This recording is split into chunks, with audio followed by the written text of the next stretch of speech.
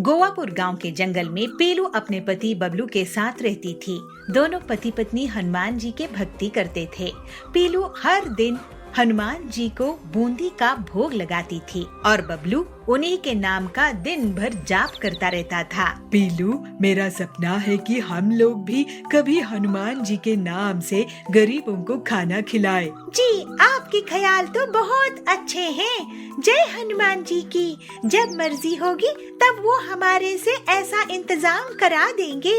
हमें तो बस उनका नाम जपते रहना है जिससे ऐसा दिन जल्दी आए। बबलू लकड़ी के फर्नीचर बनाता था और छोटे मोटे रिपेयरिंग का काम भी करता था। पीलू घर संभालती थी। एक दिन, बबलू, तुम बहुत मजबूत फर्नीचर बनाते हो जो देखने में भी अच्छे होते हैं, लेकिन सुना है तुम्हारी कमाई ज्यादा नहीं होती है, तो क्या सोचे हो आगे के लिए? हरिया भाई, कमाई करने की बहुत कोशिश करता हूँ, लेकिन आपको तो पता है कोई भी अकेला काम करेगा तो उसकी कमाई कम ही होगी। मेरी कोई फैक्ट्री तो है नहीं ना। हाँ, आखिर अमीर लोग ही फैक्ट्री का सपना देख सकते हैं। हम गरीब लोगों के पास हमारे और परिवार के अलावा कोई नहीं होता है। तो कड़क सेठ कहते हैं, बबलू, मेरा ऑर्डर पूरा कर दिया क्या? जी कड़क सेठ जी, मैं आपका ऑर्डर पूरा कर दिया हूँ। ये लीजिए आपके फर्नीचर। ठीक है, बिल भिजवा देना और इसके पैसे अगले महीने ले लेना। लेकिन सेठ जी, आपने तो मुझे एडवांस भी नहीं दिए हैं। ऐसे कैसे मैं इतने दिन बिना पेमेंट के रुक सकता हूँ? अरे, मैं कोई भाग नहीं जा रहा हूँ, सेठ हूँ, दे दूंगा पैसे। रात में बबलू घर आता है। बबलू जी, क्या हुआ? आज आप उदास लग रहे हैं। आज कड़क सेठ से पैसे मिलने वाले थे पीलू, लेकिन उसमें पेमेंट नहीं किया। अभी मेरे पास पैसे खत्म हो गए हैं। अगर ऐसा ही चलता रहा तो कहाँ से मुनाफा होगा, क्योंकि ग्राहक लोग टाइम पर पेमेंट ही नहीं देते हैं। उनके घर के लिए फर्नीचर बनाता हूँ, अपने घर के लिए नहीं। हनुमान जी के लिए सेवा करनी है, लेकिन ऐसा कुछ नहीं कर पा रहा हूँ। कोई बात नहीं जी, हनुमान जी सब देख रहे हैं। आपकी मेहनत कभी बेकार नहीं जाने देंगे। पीलू, तुम्हारे जैसी पत्नी मिलना मुश्किल है। हनुमान जी की बहुत दया है हम पर। चलो उनकी शाम की आरती करते हैं। जय हनुमान जी। एक दिन कड़क सेठ के घर जब बबलू पैसे लेने के लिए पहुंचता है, वहाँ उसे कालू मिलता है। बबलू, अभी तुम्हारा पेमेंट नहीं हो पाएगा। कड़क सेठ 5 महीनों के लिए बाहर गए हैं, उसके बाद देखेंगे। ये सुनकर बबलू दुखी होकर वापस चला जाता है। इसके बाद वो घर आकर पीलू से सब बताता है। ये अमीर लोग हम जैसे गरीबों का पैसा लूट लूट कर ही अमीर होते हैं। जब तक इनकी तरफ हम उम्मीद से देखते रहेंगे, हमें धोखा ही होता है। हनुमान जी से प्रार्थना करके हम अपनी फर्नीचर की फैक्ट्री लगा लेते हैं। पीलू, फैक्ट्री बनाने में कितना खर्चा आता है पता है? मैं तो कहती हूँ सब छोड़कर हनुमान जी से ही हम पूछ लेते हैं, वो ही कोई रास्ता सुझाएंगे। हाँ, हमारे बस की नहीं है ये मुसीबत। अगली सुबह बबलू और पीलू हनुमान जी से लगातार प्रार्थना करते रहते हैं और उन्हीं की भक्ति से हनुमान जी प्रकट होते हैं। भक्त, आंखें खोलो, मैं आ गया हूँ। हनुमान जी आपकी जय हो। जय हो हनुमान जी की। प्रभु, आपने हमारी प्रार्थना स्वीकार कर ली। आप बहुत दयालु हैं। अब हम पर कृपा करिए प्रभु, हमें रास्ता दिखाइए। मैं तुम्हें बांस से नाव बनाना सिखा सकता हूँ। तुम्हें लकड़ी का काम तो आता ही है। बांस की नाव तुम गरीबों को बेच सकोगे, साथ ही उस पर मोटर लगा दोगे तो बांस का मोटर नाव बन जाएगा। आपकी दया अपरंपार है हनुमान जी। हमारे मन में आपके भक्तों के लिए भंडारा करने की कामना है। आप आशीर्वाद दीजिए प्रभु। सब अच्छा होगा पीलू। फिर हनुमान जी बबलू को जंगल भेजकर बांस बनवा लेते हैं। बबलू बांस काट कर लाता है और हनुमान जी के कहे अनुसार उन बांस को आकार देने लगता है। फिर वो और पीलू अलग अलग साइज के टुकड़ों को जोड़ते हैं और जल्द ही एक बांस का नाव तैयार कर लेते हैं। हनुमान जी, आपकी दया से ये बांस की नाव बनकर तैयार हो गई है। ये आपकी दया के कारण ही बन पाई है प्रभु।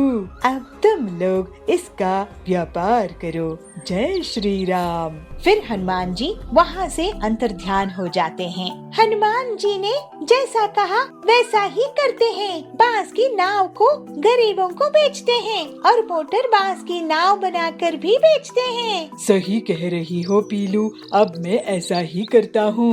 बबलू की बांस के नाव को देखने के लिए पूरे जंगल के लोग आते हैं। वाह वाह, ऐसा बांस की नाव तो मैंने कभी नहीं देखा। बबलू, तुम बहुत ही होनहार निकले। ऐसा करो, मेरा ऑर्डर लिख लो, मैं तो इन्हें एक्सपोर्ट करूँगा। वाह, बांस की नाव कोई इसे बना भी सकता है, ये मैं सोच भी नहीं सकती। मुझे 3 बांस की नाव बनाकर देना बबलू। सब हनुमान जी की कृपा है। और ऐसे ही बबलू बहुत मेहनत करके लोगों के लिए उनकी बांस की नाव तैयार करने लगता है और बहुत मुनाफा कमाता है। बबलू जी, अब तो हमारी पूरी जिंदगी ही बदल गई है। चलिए अब हम हनुमान जी का गरीबों के लिए भंडारा करते हैं। जय हनुमान जी। हाँ पीलू, अब देरी नहीं करते। जय हनुमान जी। और फिर इस तरह से बबलू और पीलू अपनी मेहनत से बहुत पैसे कमाने लगते हैं और दोनों हनुमान जी की भक्ति करते हुए खुशी खुशी रहने लगते हैं। कुछ समय बाद उसकी शादी हो गई। उसके ससुर ने उसको तिजोरी की चाबी और बाकी सभी जिम्मेदारी सौंप दी। सिंदूर इसके बाद अपने पत्नी को बार बार कभी खाना, कभी चाय और कभी नाश्ता करवाते सताते रहता था। अब उसकी ससुर को इसके बारे में पता चला तो साधुपुर नाम के गांव में सिंदूर नाम का एक लड़का रहता था। वह देखने में बहुत सुंदर था, लेकिन उसकी एक आदत खराब थी कि वह खाना खराब करता था। वह ज्यादा खाना लेकर खाना फेंक देता था। कुछ समय बाद उसकी शादी हो गई। वह घर जमाई बन गया।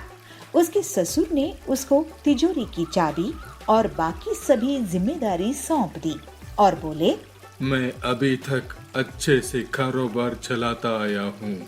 अब तुम्हें इन सब को कारोबार की जिम्मेदारी को निभाते हुए कारोबार चलाना है। सिंदूर ने अपनी ससुर की बातों को कबूल किया।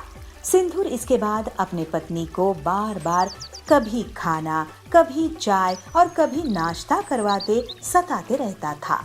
अब उसकी ससुर को इसके बारे में पता चला तो वह सिंदूर को बोले, तुम्हें दिन भर में जो चाहिए एक बार में क्यों नहीं बोल देते? तो सिंदूर उदासी से कहता है, मैं तो एक साथ बोलता हूँ, लेकिन वो कम पड़ जाता है। सिंदूर के ससुर ने इसके बाद पकाया हुआ खाना कहाँ जाता है इसकी पता लगाने के लिए रसोई में थोड़ी नजर रखनी शुरू कर दी। कुछ दिन रसोई में देखने पर उनको पता चला कि सिंदूर की मांग के अनुसार ज्यादा खाना बनता और वह पूरा न खाने की वजह से बहुत सारा खाना फ्रिज में पड़ा रहता था। इसको देख के चिंतित ससुर सिंदूर को खाने की अहमियत के बारे में सिखाने की ठान ली। एक दिन उन्होंने सिंदूर को बुलाकर कहा, हमारे पहले वाले नौकर के बच्चे की तबीयत ठीक नहीं है, मुझे वहाँ जाना है, क्या तुम भी चलोगे? सिंदूर भी अपने ससुर के साथ जाने के लिए तैयार हो गया।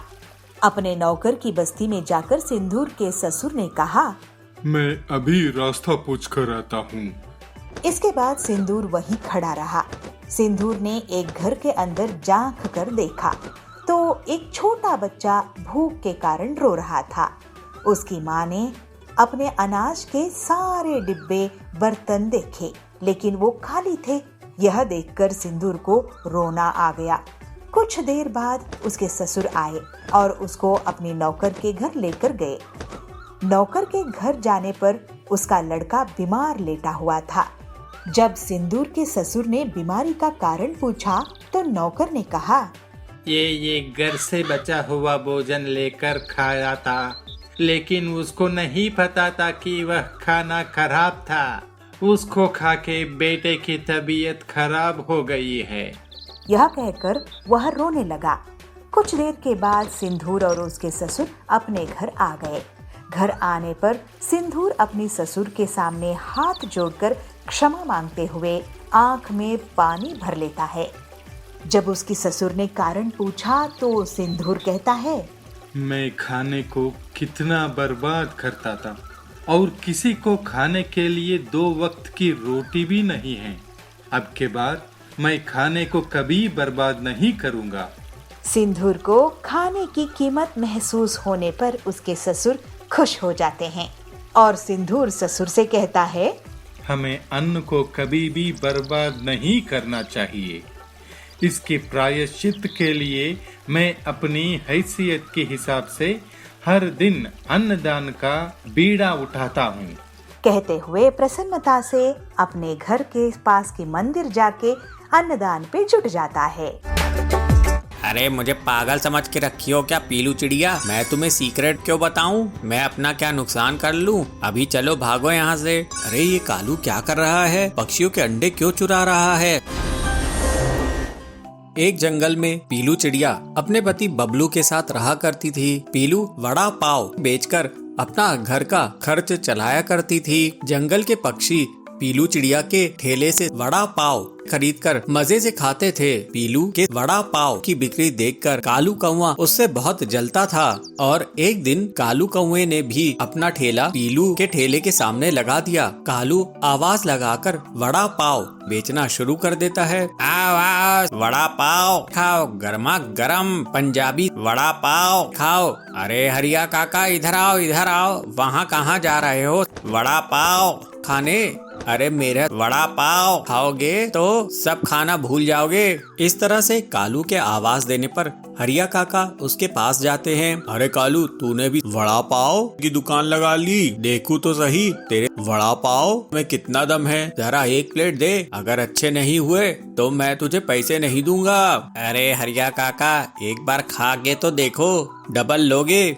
फिर हरी काका कालू के वड़ा पाव खाता है और उसकी बहुत तारीफ करता है। अरे वाह कालू, तूने तो बहुत ही कमाल के वड़ा पाव बनाए हैं। अब से मैं तेरी ही दुकान में आऊंगा। इसके बाद से तो कालू की दुकान निकल ही पड़ी। जो भी पक्षी उसके वड़ा पाव खाता उसकी बहुत तारीफ करता। कालू की दुकान चलने से पीलू को अपने वड़ा पाव बेचने में परेशानी आने लगी। इस तरह कई दिन निकल जाते हैं। पीलू को बहुत नुकसान होता है क्योंकि अब उसके ठेले में कोई भी पक्षी नहीं जाता था। पीलू सोचती है, मैं ऐसा क्या करूं जिससे मेरे ठेले में फिर से भीड़ लगनी शुरू हो जाए, फिर से लोग मेरे वड़ा पाव खाने लग जाएं। मुझे कुछ न कुछ करना ही होगा, नहीं तो मेरी दुकान ही बंद हो जाएगी। ऐसा सोचकर पीलू कालू कौवे के पास जाती है और कालू से कहती है, कालू भैया, आप वड़ा पाव में ऐसा क्या मिलाते हो जिससे सभी आपके यहाँ वड़ा पाव खाने आने लगे हैं? आप भी अगर मुझे सीक्रेट बता दो तो मैं कहीं दूर जाकर वड़ा पाव का ठेला लगा लूंगी, जिससे मेरी भी आमदनी फिर से शुरू हो सके। ऐसा सुनकर कालू उस पर गुस्सा करता है। अरे मुझे पागल समझ के रखी हो क्या पीलू चिड़िया? मैं तुम्हें सीक्रेट क्यों बताऊं? मैं अपना क्या नुकसान कर लूं? अभी चलो भागो यहाँ से। इस तरह से पीलू दुखी होकर वापस अपने ठेले पर आती है और सोचती है, लगता है अब तो मुझे अपना ठेला बंद करना ही होगा। फिर पीलू शाम में अपनी दुकान बंद करके घर की ओर लौट रही थी। तभी पीलू की नजर कालू पर पड़ती है और पीलू कालू का पीछा करने लगती है। वो देखती है कि कालू दूसरे पक्षियों के घोंसले से उनके अंडे चुरा रहा है। पीलू सोचती है, अरे ये कालू क्या कर रहा है? पक्षियों के अंडे क्यों चुरा रहा है? फिर पीलू कालू का पीछा करते हुए उसके घर तक पहुँच जाती है और देखती है कालू अंडों को ले जाकर वड़ा पाव के मसाले में फोड़कर मिला देता था। पीलू ये देखकर चौंक जाती है। वो सोचती है, ओह ये राज है कालू के वड़ा पाव के स्वादिष्ट होने का। ये तो बहुत गलत बात है। फिर पीलू तुरंत उड़कर पक्षियों के पास जाती है और उन्हें पूरा सच सच बता देती है। चिड़िया पीलू से कहती है, पीलू बहन, कल ही मेरे दोनों अंडे चोरी हो गए थे। मुझे लगा कि दुष्ट चीलू ने उन्हें चुरा कर ले गया है। दूसरी चिड़िया कहती है, हाँ बहन, परसों मेरे भी अंडे मेरे घोंसले से गायब हो गए थे। मुझे लगा कि कोई नाग सांप लेके चला गया है। हरिया काका कहते हैं, चलो चलकर हम उस बदमाश कालू को पकड़ते हैं और उसकी अच्छे से पिटाई करते हैं। वो हमारे अंडे हमें ही खिला रहा है। फिर सभी पक्षी कालू के घर पर धावा बोल देते हैं, क्यों रे कालू, तू कितना बदमाश है, तू हमारे अंडे चुराकर हमें ही वड़ा पाव में मिलाकर खिला रहा था। अरे तुझे शर्म है कि नहीं? हाँ कालू भैया, तुमको शर्म है कि नहीं? ये क्या तरीका है? तुम हमारे बच्चों को मार रहे हो, उन्हें पैदा ही होने नहीं दे रहे हो और उन्हें हमें ही खिला रहे हो। तुम इस जंगल में रहने के लायक नहीं हो। इतना कहकर पक्षी कालू की बुरी कदर पिटाई कर देते हैं। पिटाई खाकर कालू जंगल छोड़कर भाग जाता है। कालू के भाग जाने के बाद से सभी पक्षियों के अंडे फिर से सुरक्षित हो जाते हैं और पीलू की वड़ा पाव की दुकान एक बार फिर से चल पड़ती है। अब पीलू अपनी मेहनत से अच्छा खासा पैसा कमाने लगती है। इस तरह सभी पक्षी अब खुशी खुशी रहने लगते हैं। तुम गरीब लोगों की सेवा के लिए दुकान नहीं खोली है मैंने। मैं तुम्हारी दुकान चलने नहीं दूंगी। मैं तुम्हारी दुकान बंद करवा के ही रहूंगी। जबलपुर गांव के जंगल में बबली कौवी एक ठेले में गन्ने का जूस बेचा करती थी। उसकी दुकान बहुत अच्छे से चलती थी और गर्मी में तो ग्राहकों की हमेशा से भीड़ लगी रहती थी। बबली सबसे बहुत अच्छे से बात करती थी। ऐसे ही बहुत समय तक काम करते हुए उसने बहुत पैसे कमाए और फिर कालू कौवे से शादी कर ली। अपनी सफलता के कारण उसको बहुत घमंड हो गया था और वो गरीब ग्राहकों से बदतमीजी से बात करती थी। बबली दीदी, मुझे 2 ग्लास ताजा गन्ने का जूस देना। मैं आपको पैसा कल दे दूंगा। अगर कल पैसे देने हैं तो कल ही जूस पीना। तुम गरीब लोगों की सेवा के लिए दुकान नहीं खोली है मैंने। अरे बबली दीदी, आप ऐसे कैसे बात कर रही है? मैं तो आपका रेगुलर ग्राहक हूँ। देखो बंटी भैया, पैसे रखो और जूस पियो। और हाँ, आज से गर्मी शुरू हो रही है ना, आज से 20 रुपया ग्लास नहीं बल्कि 40 रुपया ग्लास गन्ने का जूस मिलेगा। इस तरह से बबली बहुत घमंड हो चुकी थी। गरीब ग्राहकों से पैसे रखवाती थी, फिर गन्ने का जूस देती थी। कोई गन्ने का जूस नहीं बेचा था जिसकी बबली फायदा उठा रही थी। लेकिन अगले ही दिन बबली की दुकान के सामने पीलू चिड़िया अपना गन्ने का जूस का ठेला खोलती है। उसकी दुकान चलती देखकर बबली उसे जलने लगती है। पीलू चिड़िया, तुम मेरे ठेले के सामने गन्ने का जूस क्यों बेच रही हो? मैं तुम्हारी दुकान चलने नहीं दूंगी। अरे सुंदरी दीदी, गुस्सा मत करो। जंगल में इतने ग्राहक हैं कि हम दोनों की दुकान अच्छे से चल सकती है। पीलू की बातें सुनकर बबली चुप हो जाती है। पीलू अपने ग्राहकों से बहुत अच्छे से बात करती थी, जबकि बबली अभी भी बहुत घमंड से रहती थी। जल्द ही पीलू की दुकान में भीड़ लगने लगती है, क्योंकि वो गन्ने का जूस को सिर्फ 15 रुपए में बेचा करती थी। ये पीलू तो बहुत ही चालाक निकली, सस्ते दामों में जूस बेच रही है। इसकी दुकान बंद करवा दूंगी। मैं भी दाम कम कर देती हूँ, लेकिन उतने पैसों में मैं गन्ने का जूस नहीं बेचूंगी, बल्कि केमिकल वाला नकली मिलावटी जूस बेचूंगी। ग्लास का जंबो साइज बड़ा देखकर जंगल वाले मेरे ही पास आएंगे और पीलू की दुकान बंद हो जाएगी। फिर ऐसा सोचकर बबली अपने घर में केमिकल वाला जूस तैयार करती है और मन ही मन बहुत खुश होती है। जंबो गन्ने का जूस ले लो, जंबो गन्ने का जूस। इतने बड़े गन्ने का जूस कभी नहीं देखे होंगे।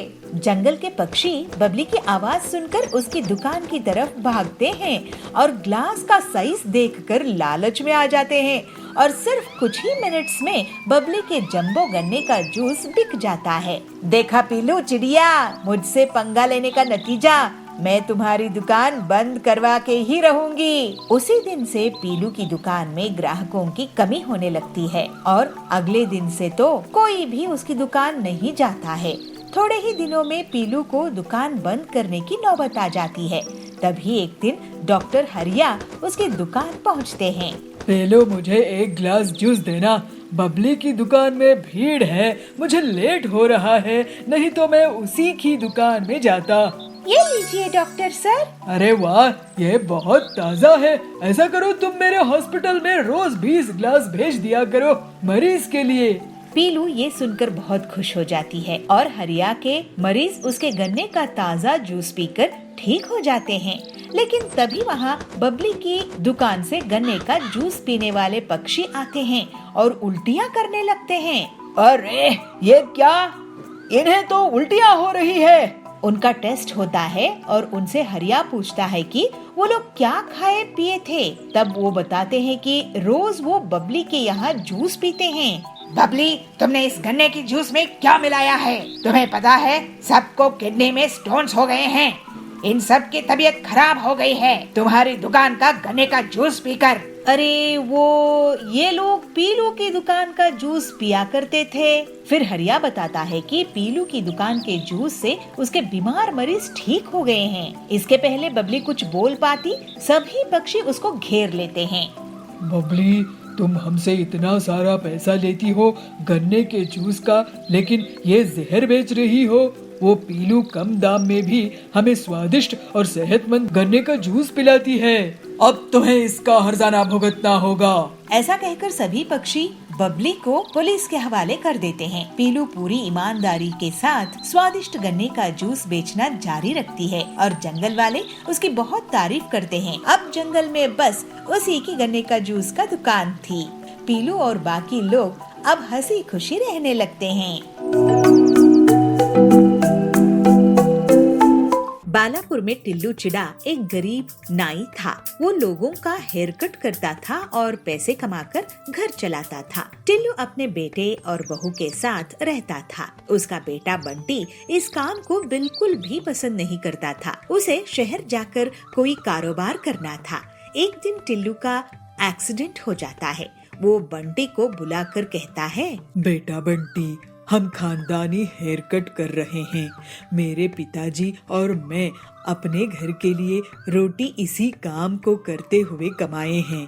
अब तू ही है जो ये बात नहीं समझता। मैं कितने दिन हूँ मुझे पता नहीं, इसलिए मैं तुझे एक चीज देना चाहता हूँ। ये ले, ये है वो कैंची जिसे हम सब कटिंग करते थे।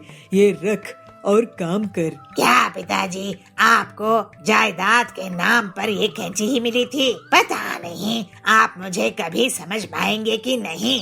मैं इस काम से नफरत करता हूँ। मैं कभी भी इस कैंची को नहीं इस्तेमाल करूँगा। अरे, आप अपने पिताजी से ऐसे कैसे बात कर सकते हो? जब आपकी आमदनी नहीं थी तब इनकी मेहनत से ही घर का पूरा खर्चा चला है। आप इनसे माफी मांगिए। पिताजी, मुझे माफ कर दो। इसके बाद कुछ दिनों में ही टिल्लू परलोक सिधार जाता है। ये लीजिए पिताजी की कैंची, अब इससे काम शुरू कीजिए। नहीं नहीं, मैं किसी का हेयर कट नहीं करूँगा। तो फिर आप अपने पिताजी को दिया वचन नहीं निभाओगे और घर का खर्च कैसे चलेगा? आप क्या चाहते हैं कि हम सब भूखे ही मर जाएं? अरे तुम क्या बकवास कर रही हो? मैं काम करने से तो मना नहीं कर रहा हूँ ना। हाँ, तो फिर इस कैंची का इस्तेमाल करो और काम करो। बंटी जबरदस्ती लोगों की हेयर कटिंग शुरू कर देता है, लेकिन उसका मन नहीं लगता था। इस वजह से गड़बड़ हेयर कट करने लगता है। लोग उस पर गुस्सा करने लगते हैं। एक दिन परेशान होकर बंटी जंगल में जा रहा था। तभी उसको साधु दिखते हैं। वो बहुत भूखे होते हैं। बंटी उन्हें कुछ सेब खिला देता है। साधु जी, मेरा काम में मन नहीं लगता, क्या करूं? मेरे आशीर्वाद से तुम्हारा काम अपने आप हो जाएगा। इसके बाद बंटी अपनी हेयर कटिंग की दुकान में जाता है और लोगों की कटिंग करने के लिए जैसे ही अपने पिताजी की कैंची उठाता है, वो कैंची साधु के आशीर्वाद से अपने आप हेयर कटिंग करने लगती है और जल्दी ही वो बहुत फेमस हो जाता है। वाह जी, आप तो बहुत ही कमाल के काम करने लगे हो।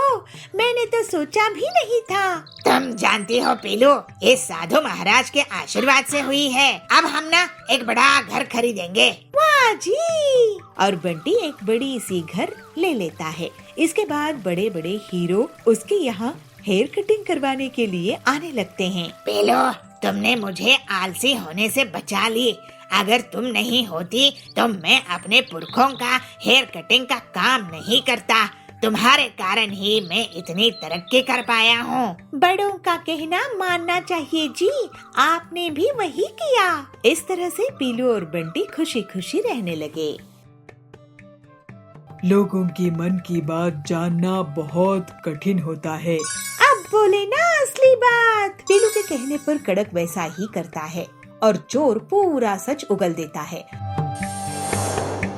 भोजपुर गांव के जंगल में पीलू चिड़िया एक साधु के पास जाती है। साधु महाराज जी, मुझे कोई तरीका बताइए जिससे मैं लोगों के मन की बात जान सकूं। लोगों की मन की बात जानना बहुत कठिन होता है बेटी, लेकिन तुम्हें मैं एक सैनिटाइजर देता हूँ। तुम इससे जिस पर भी छिड़काओगी वो सच बोल पड़ेगा। अभी टीचर्स डे आने वाला है, मैं इससे बच्चों के मन की बात जान सकूंगी और उन्हें एक बेहतर स्टूडेंट बना दूंगी। ठीक है बेटी। अगले दिन फिर पीलू स्कूल जाती है और क्लासरूम में आती है। बंटी, तुमने होमवर्क क्यों नहीं किया है? ओ ना मैडम जी, टीचर्स डे की तैयारी कर रहा था तो टाइम कैसे निकला पता ही नहीं चला। पीलू उस पर साधु का दिया हुआ सैनिटाइजर छिड़का देती है और वो सच बोलने लगता है। मैडम जी, मैं सो रहा था, मोबाइल में गेम खेल रहा था, होमवर्क करने का मन नहीं था और टीचर्स डे कब है मुझे पता ही नहीं। अब बोले ना असली बात। बंटी को पनिशमेंट मिलती है। कालू ये सब देखकर सोचता है, मैं ये सैनिटाइजर चुरा लूंगा। कालू पीलू के बैग से चुपचाप सैनिटाइजर चुरा लेता है। फिर वो मजे लेने लगता है। वाह भाई साहब, आपके बेटे को तो बहुत अच्छी नौकरी लगी है। कालू उस पर सैनिटाइजर छिड़का देता है। मेरा बेटा आपके बेटे से ज्यादा टैलेंटेड है। आपका बेटा रिश्वत देकर नौकरी में लगा है। अरे क्या बकवास कर रही हो? और कालू हंसता है। शाम में कालू पीलू और उसके पति जाबाज के घर के पास जाते हैं। क्यों जाबाज जी, आज भी आप घर लेट आए हो? कहाँ थे? वह एक दोस्त से मिलने अस्पताल गया था। कालू उस पर सैनिटाइजर छिड़का देता है। अरे मैं कोई अस्पताल नहीं गया था। तुम टीचर हो ना, तो तुम्हारी डांट से डर लगता है तो थोड़ा झूठ बोल दिया। मैं तो बार में गया था। हाँ, अभी मजाक चकाती हूँ तुमको। जाबाज की झाड़ू से पिटाई हो जाती है। ये देखकर कालू बहुत ही खुश होता है। तभी पीलू उससे सैनिटाइजर छीन लेती है और कालू को डांट लगती है। कालू, ये तुम स्टूडेंट्स के भले के लिए था, तुम्हारी मस्ती के लिए नहीं। अब तुम टीचर्स डे में 5 ऐसे लिख कर लाओगे। अगर कोई बहाना बनाए तो याद रखना, मेरे पास ये सच उगलने वाला सैनिटाइजर है। जी जी मैडम। ये सुनकर कालू वहाँ से भाग गया। अरे पीलू, ये साधु का दिया सैनिटाइजर इतना असरदार है, ये तुम इससे कड़क की मदद क्यों नहीं करती? सुना है वो एक बहुत बड़े चोर को पकड़कर लाया है, लेकिन वो पैसा कहाँ छुपाया है ये नहीं बता रहा है। मेरा भाई इंस्पेक्टर कड़क की भी मैं इसी सैनिटाइजर से मदद करती हूँ। फिर पीलू कड़क के पास पुलिस स्टेशन जाती है। कड़क भाई, ये सैनिटाइजर लो और इस चोर पर छिड़का दो। पीलू के कहने पर कड़क वैसा ही करता है और चोर पूरा सच उगल देता है। फिर सभी बच्चे पीलू को टीचर्स डे पर बहुत सम्मान देते हैं। कालू उस पर 5 ऐसे पूरी ईमानदारी से लिख कर लाता है और सरकार भी पीलू को टीचर्स डे के दिन चोर से पैसा निकलवाने के लिए इनाम देती है। इस तरह से पीलू एक अच्छी टीचर होकर सभी स्टूडेंट्स का जीवन सुधारने में कामयाब होती है। मुझे क्या उल्लू समझे थे? हमें नहीं जाना मनाली, तू ही जा इस खटारा में। कालू एक ट्रिपल डेकर बस बनाता है। ऐसी बस पूरी दुनिया में कहीं नहीं होगी और होनी भी नहीं चाहिए। बाजपुर के जंगल में कालू कौवा रहता था। वो हमेशा से बहुत बेकार के काम करने में रुचि रखता था। ऐसे ही एक दिन वो अपने दोस्तों के साथ घूम रहा था। अरे भाई, छुट्टियाँ आ रही है, चलो कहीं घूमने चलते हैं। तो हरिया बोलता है, चलो हम मनाली चले। तो कालू कहता है, मनाली क्यों जाना है? कुछ बड़ा सोचो। हम लोग चांद पर चलते हैं, वहाँ घूमेंगे तो हमारी जंगल में नाम होगा। मनाली तो हर कोई जाता रहता है। नहीं भाई, मुझे तो मनाली ही जाना है। रॉकेट का पैसा कहाँ से लाएंगे? ये कहकर कालू के दोनों दोस्त उसकी हंसी उड़ाते हैं। अच्छा ठीक है, लेकिन मेरे स्कूटर में चलेंगे। ट्रिपल सवारी? अगले दिन कालू उनके सामने अपना स्कूटर लाता है। उसको देखकर वो लोग हैरान रह जाते हैं। कालू के स्कूटर में अगल बगल 2 और स्कूटर जुड़े रहते हैं। है ना कमाल का मेरा स्कूटर, चलो अब इसमें चलते हैं। अरे वाह कालू, तूने तो बहुत ही अच्छा आविष्कार किया है। हाँ, मुझे क्या उल्लू समझे थे। चलो अब मजे करेंगे मनाली में। इस तरह से तीनों दोस्त उस स्कूटर में निकल पड़ते हैं, लेकिन थोड़ी ही दूरी में उसका पेट्रोल खत्म हो जाता है। अरे ये क्या, 5 किलोमीटर में ही पेट्रोल खत्म हो गया?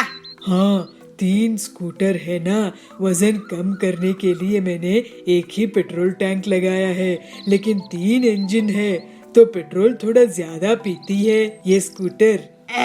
हे भगवान, हर 5 किलोमीटर में इसका पेट्रोल खत्म हो जाएगा। हमें नहीं जाना मनाली, तू ही जा इस खटारा में। कालू के दोनों दोस्त वहाँ से भाग जाते हैं। अरे रुको रुको, स्कूटर को धक्का तो दे दो। कालू अपना स्कूटर धक्का देकर घर वापस लाता है और अपने पिता कड़क से कहता है, पापा, मेरे दिमाग की इस गांव में कोई कदर नहीं है। बेटा, तू कहीं नौकरी कर। तू बहुत ही बेकार की चीज बनाता है जो मुसीबत ज्यादा करती है, समाधान नहीं। मतलब तू काम ज्यादा बिगाड़ता है। लोगों के काम आएगा तो लोग तुझे पसंद करेंगे। कालू सोच में पड़ जाता है कि वो लोगों की नजर में कैसे उठे। तभी वो एक डबल डेकर बस को देखता है। पूरी बस भरी हुई थी और फिर भी लोग उसमें चढ़ रहे थे। अब मैं ऐसी बस बनाऊंगा कि लोगों की तकलीफ हमेशा के लिए दूर हो जाएगी। इसके बाद कालू एक ट्रिपल डेकर बस बनाता है और बड़े शान से निकलता है, लेकिन उसकी बस इतनी ऊंची होती है कि वो फोन के केबल, टीवी केबल और बिजली के तारों को तोड़ते हुए निकलती है। पूरे गांव में बिजली चली जाती है, फोन्स बंद हो जाते हैं। देखिए पिताजी, मैंने क्या नायाब चीज बनाई है, ट्रिपल डेकर बस। ऐसी बस पूरी दुनिया में कहीं नहीं होगी और होनी भी नहीं चाहिए। अरे उल्लू कहीं का, तूने पूरे गांव की बिजली गोल कर दिया है, सारे तार तोड़ दिए। नालायक, अब तुझे सिर्फ पिटाई ही ठीक कर सकती है। ऐसा कहकर कड़क कालू की पिटाई कर देता है। इसके बाद से कालू अपनी उटपटांग हरकतों को बंद कर देता है। फिर कालू पूरे गांव के बिजली के तार को रिपेयर करता है। इस तरह से कालू धीरे धीरे सुधर जाता है और सही चीजें करने की आदत डाल लेता है। फिर कालू का सभी लोग मजाक उड़ाना बंद कर देते हैं।